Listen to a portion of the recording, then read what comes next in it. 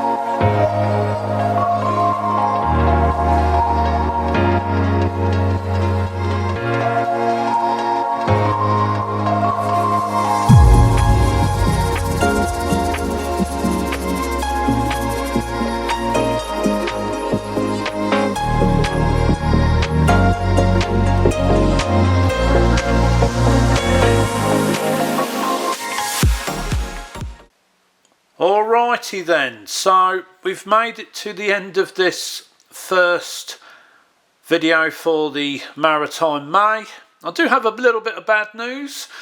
Unfortunately, my battery decided to clap out on me when I was so hyper focused in building this Lego set, and it's just the way I am. I do have ADHD, so I tend to, I've had it since birth, and I just kind of have that hyper focus when I really concentrate on something. Once I get started, I don't like to stop, and I totally forgot about the lifespan of the battery, which, checking on my footage, I did get up to bag number 8. The only thing we kind of missed was about roughly 10 to 15 minutes on bag 9, so you've not missed much. But anyway, we're closing out, and just like I read your feedback and stuff, I do like to be thorough, and starting off with the first part of the section, this head on this shipwreck, which represents a dragon's head or something, this is fully poseable. You've got a working opening and closing treasure chest and all that for the first part. So this represents a pirate shipwreck of some kind that's been lost at sea many moons ago. And we've got a crab down there with a helmet on his head, so he's kind of taken refuge in there. So that's the first part all done, so I'm just going to move that to one side. So the next thing we did cover up is this orca, and he looks kind of very hungry with his mouth open like that, but he does look cute though. And I've never seen any other Lego sets that comes with an orca, so I do kind of like this Arctic Explorer ship, which looks really cool. And I believe this is a 2023 release, but full details are in the video description anyways. And this actually floats on water. This doesn't. I'm assuming that just would sink to the bottom, or maybe it would just float oddly, but we've covered the orca. So the next thing we're going to cover is the helicopter. So we'll come to the dinghy in a moment. Now, one thing I like about this helicopter compared to some other sets, when you spin the rotors, they do spin for a bit before they stop. So this has lower friction and a lower inertia, so the continuity of the spin is more consistent with these older mechanisms compared to the newer ones that Lego's been bringing out. So not a critic, just a bit of feedback there, okay?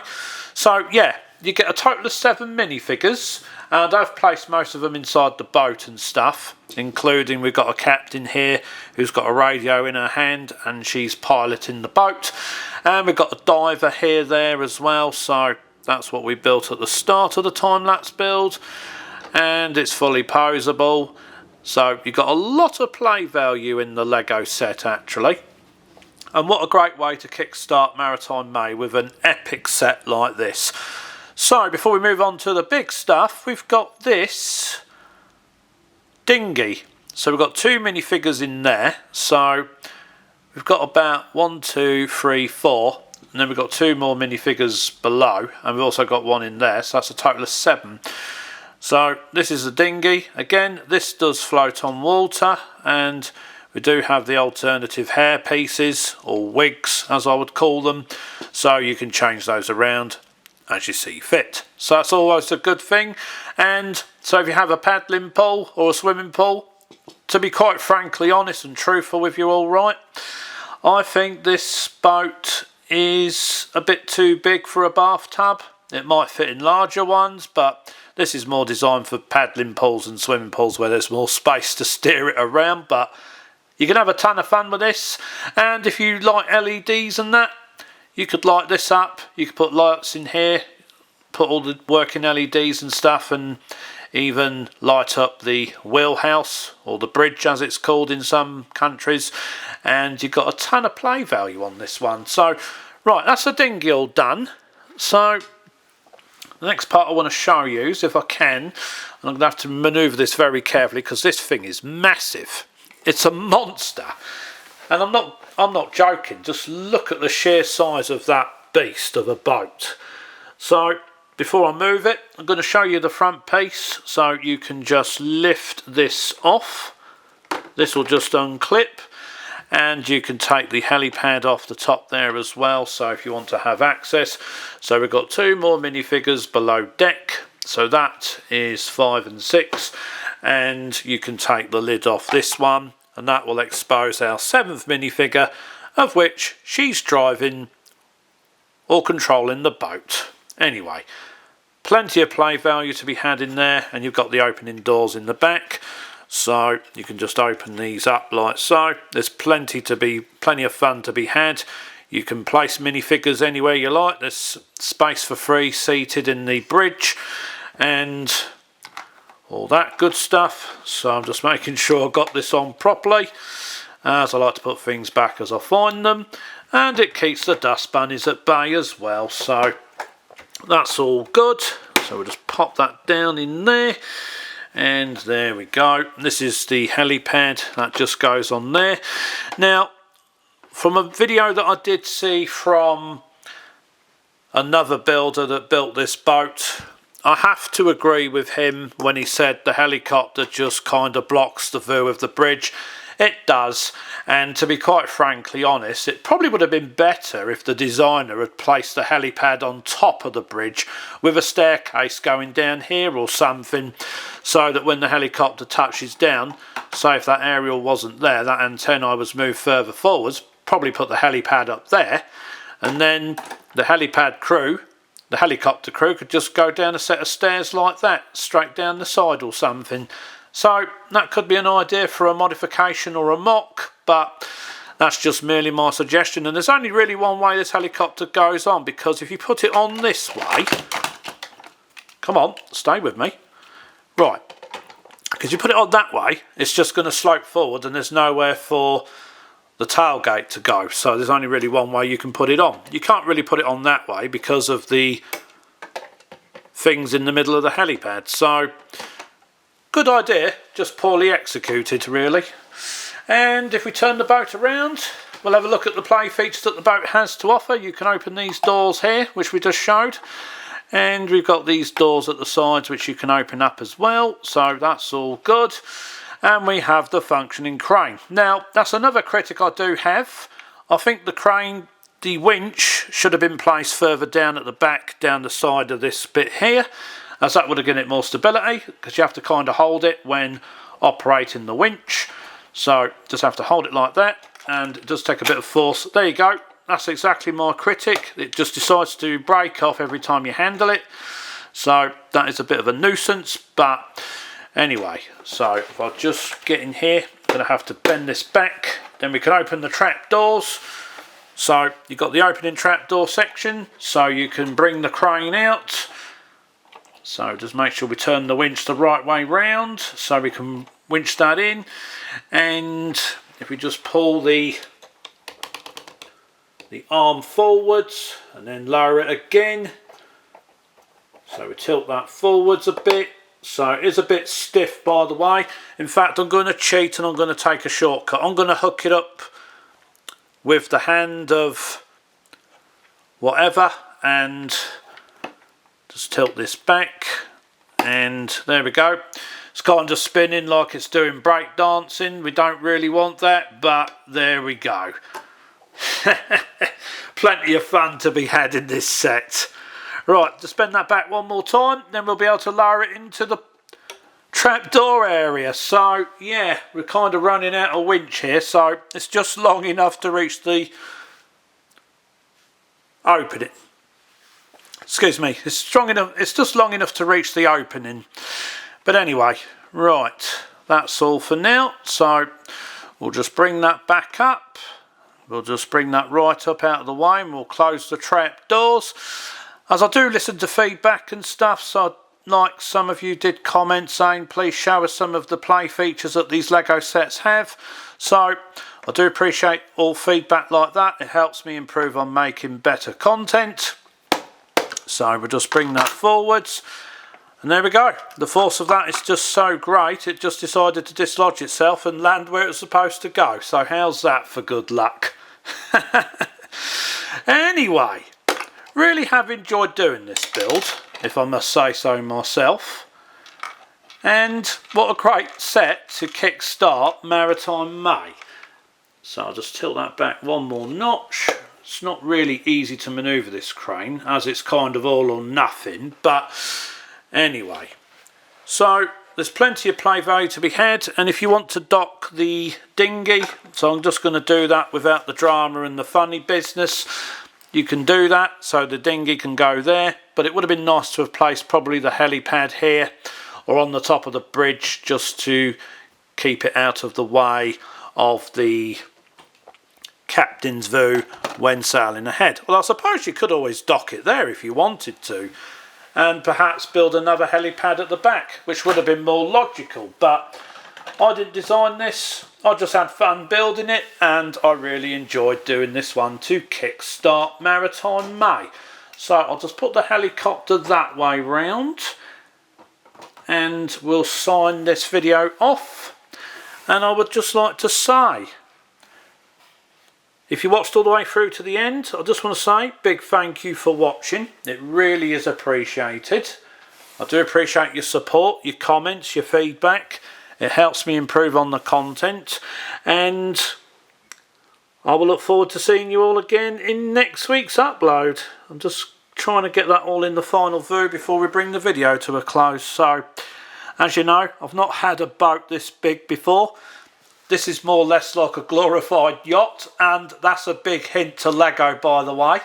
So if they did like a big ferry or a nice large yacht based on this sort of size, that would be quite fun to play with in the paddling pool, especially those who love boats just like I do. And yeah, we've got these nice little clever steps to hide the two holes that are joined together. So yeah, that's all for now, everyone. Big thank you for watching. This is Peter signing out, and I will see you all again in next week's build, and I will promise to keep focused on the allowed time that the battery of this camera has.